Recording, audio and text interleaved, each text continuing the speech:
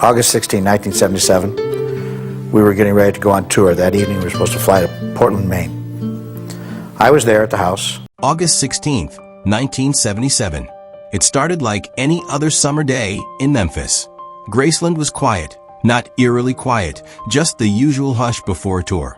The kind of stillness you only get when everyone's doing their job. No drama, no rush. Just the sound of footsteps in hallways, phones ringing, and Elvis's wardrobe cases being packed, piece by piece. The plan was simple. That night, we'd fly to Portland, Maine to kick off the next leg of the tour. Everything was set. The plane was scheduled. The band and crew were on standby. Elvis had picked out what he wanted to wear. He even joked that he might change the set list if the crowd was good. He was in good spirits that morning. Not bouncing off the walls energetic, but calm. He'd been up most of the night reading and resting. That was typical. He moved on his own rhythm. He always did. Downstairs, the staff moved like clockwork. Al Strata, his wardrobe man, was folding jumpsuits with care. I was in the kitchen, back and forth on the house phone, coordinating last-minute details for the flight, arranging with the crew, making sure everything was seamless. That's how Elvis liked it. Smooth. No stress. He hadn't come down yet, but that wasn't unusual. He liked to stay upstairs in his private space, especially before travel. Ginger, his girlfriend at the time, was with him. We all figured he'd rest until late afternoon, then come down to say goodbye before we left for the airport. If you were there, if you were standing in that hallway, hearing the distant murmur of a conversation behind closed doors, you'd never have guessed what was coming, because there was nothing unusual. No signs, no warnings. It felt like just another tour day. And then the call came from upstairs. The call came through the intercom. It was Ginger. Her voice didn't sound frantic, but it didn't sound right either. Calm, but off. Then Ginger called down and talked to the maid. She says, is anybody down there? So Al was right. The maid picked up and then passed the phone to Al Strata. All she said was, "Elvis has fainted. Come upstairs." Al didn't hesitate. He bolted up the stairs without another word. A moment later, his voice rang out from the second floor, not a shout, but urgent. "Joe, come up here. Now." I dropped the phone and ran. No one asks for help like that unless something's wrong. Really wrong. When I got to the bathroom, time seemed to stop. Elvis was on the floor, slumped beside the commode, face down in the deep shag carpet. There was no movement, no sound. I dropped to my knees. I touched him. His body was still warm, but stiff, too stiff. Rigor mortis. I turned him over quickly, pulling his pajama bottoms back up as I did. His face was pale, his lips a strange shade of blue. For one terrifying second, I thought it was too late. And then, a faint breath escaped his lungs. Not a gasp, just a small rush of air. And I held on to that moment like it meant everything. Maybe he was still in there.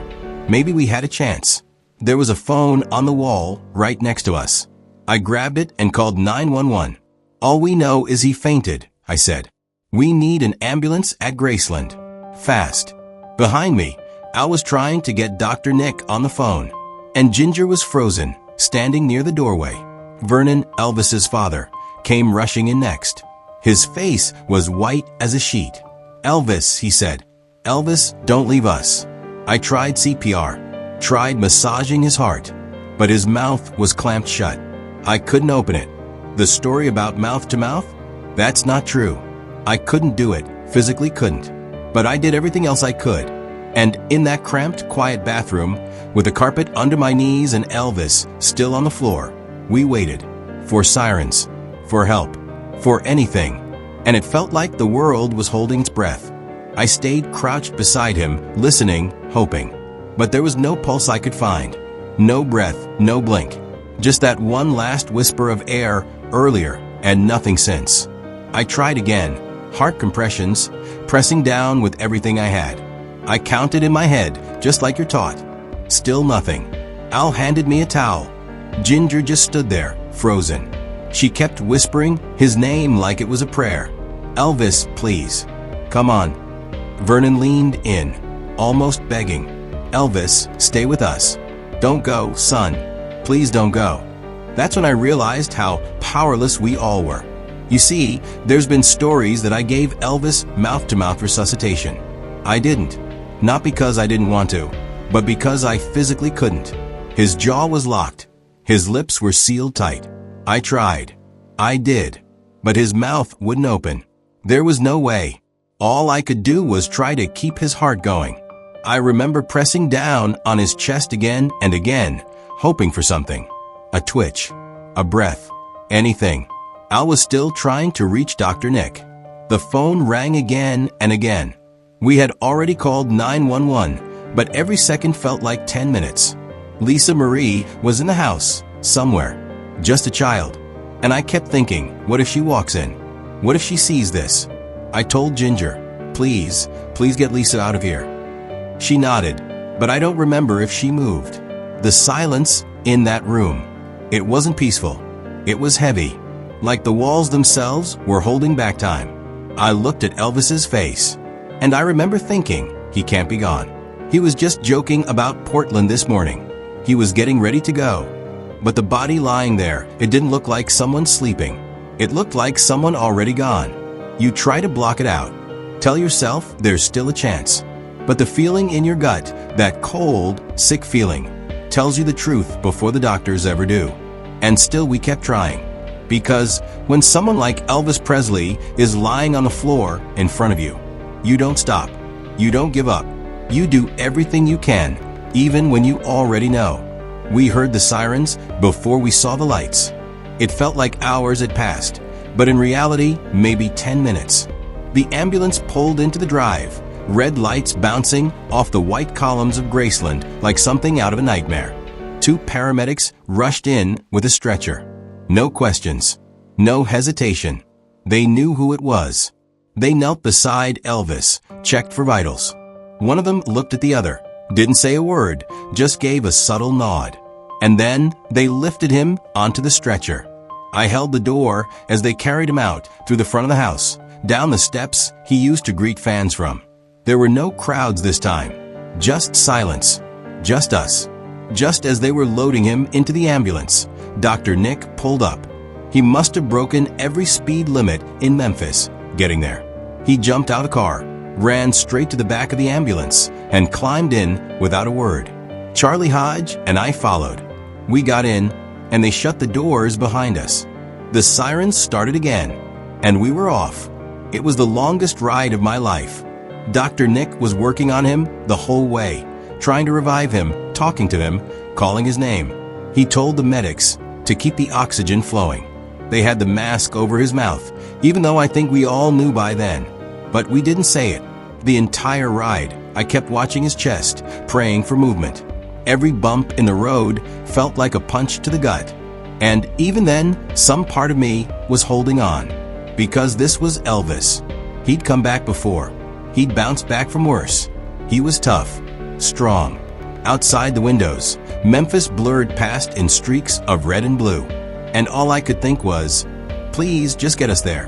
When we finally pulled up to Baptist Memorial, a team of emergency staff was already waiting. They opened the doors before we could even speak and rushed Elvis inside. Dr. Nick followed. Charlie and I tried to go in, but they stopped us at the entrance. "We'll let you know," one of them said. So we waited. We waited and hoped. We sat in a small room just off the emergency entrance, Charlie, Billy Smith, and me. No one spoke. Every minute stretched out like an hour. Outside the door, we could hear muffled voices, equipment rolling, nurses moving quickly. All of it just white noise behind the weight in our chests. Dr. Nick was still inside with them. He hadn't said a word since he went in, but we could feel it. None of us wanted to say it out loud, but we all knew. And then the door opened. Dr. Nick stepped in slowly, his face pale and tight. He didn't sit down, didn't build up to it. He just looked at us and said, "Elvis is gone." There was a silence after that, the kind that doesn't get filled. Charlie covered his face with both hands. Billy stood up and turned away. I just sat there, frozen. I didn't cry. Not yet. I couldn't. It didn't feel real. How could he be gone? He was just there this morning, laughing, breathing. Dr. Nick said he needed to go back to the house to tell Vernon himself before the news broke.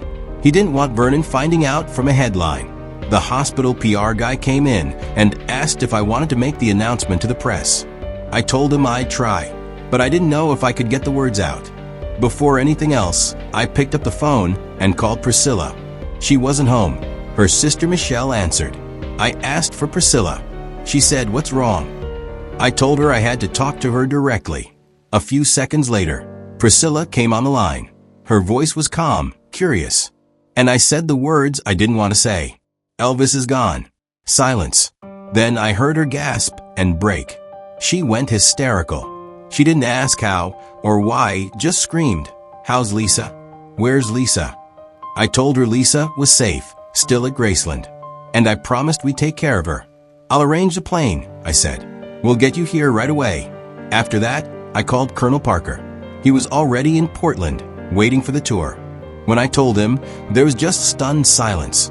Eventually, he just said, "Do what you need to do. I'll be there tonight." And that was it. The rest of the world didn't know yet. But we did. Elvis was gone. Not long after the news hit the hospital corridors, the world started waking up. The phones started ringing. A few minutes later, the reporters started showing up. Then the photographers. Then the fans. Then the rumors. Elvis rushed to the hospital. Elvis in critical condition. Elvis Presley dead. Some outlets said he collapsed on stage. Others claimed overdose. A few whispered about suicide. None of them were right, but none of them waited. They just ran with it, hungry for a headline, anything they could get out first. The hospital lobby turned into a frenzy. TV crews set up in the parking lot. Anchors fumbled through scripts while holding back tears. The phones at Graceland rang nonstop. Family, friends, agents, record execs, strangers.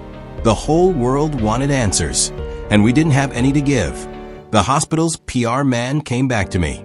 He said, "It's time to tell them." I shook my head. I couldn't do it. I had no voice left, no composure. How do you stand in front of cameras and tell the world that Elvis Presley, the king, isn't coming back? So I stepped aside. He made the announcement for me. Elvis Presley has passed away from a heart attack at Baptist Memorial Hospital at approximately 3:30 p.m. And just like that, it was real. Not just for us, but for everyone. We left the hospital shortly after. A police officer drove Charlie, Billy, and me back to Graceland. The front gates were already packed with people. Some were crying. Some just stood in shock. Some didn't believe it. Inside, Vernon was shattered. He was already talking about arrangements. "I want it done right," he said. Elvis loved white, get white limousines. And the same casket Glady had. He'd want that. The funeral home came by. They showed us options, took measurements, talked logistics. But it didn't feel like we were planning a funeral. It felt like we were protecting something sacred, holding back the world, just for a little while longer. Because in those hours, before the memorials, before the headlines turned him into a symbol, he was still just Elvis, our friend, our family, a man. The days that followed felt like a blur, but everything had to be done. Vernon was clear about what he wanted. Elvis loved white, he said. "Let's get all white limousines." We called funeral homes across multiple states to make it happen. He also wanted the exact same casket Elvis's mother had, the one Glady was buried in. It was solid copper, heavy, beautiful, regal. They had to fly it in from out of state, but they made it happen, and it was perfect. Calls came in from everywhere, and Margaret was in Vegas. She said, "I'm coming no matter what." Roger Smith flew with her. George Hamilton showed up. Friends, fellow performers, family. Some we welcomed. Others we quietly asked to stay away, not out of rudeness, but because it was chaos. There was no way to make it quiet. Thousands lined the streets outside Graceland. People fainted, cried. Some just stood in silence with flowers, waiting hours for a glimpse of the casket. We set up the viewing inside the house. The line never seemed to end. One by one, they filed through the front door, past the body of a man who had once electrified the world with a single curl of his lip. You could see the pain in their eyes, like they hadn't just lost a star, but a part of themselves. Because Elvis wasn't just a voice. He wasn't just a movie screen or a gold record on the wall. He was someone who had been there, in people's living rooms, on their radios, in their memories. He changed the air in the room when he walked in. And now, the room felt empty. For weeks afterward, I kept thinking he'd walk in, crack a joke, ask for his favorite sandwich, laugh at how much trouble we went through. But he never did. And that's when it hit me. We hadn't just lost a man. We lost a movement, a moment in time. And there'll never be another like him. Not ever.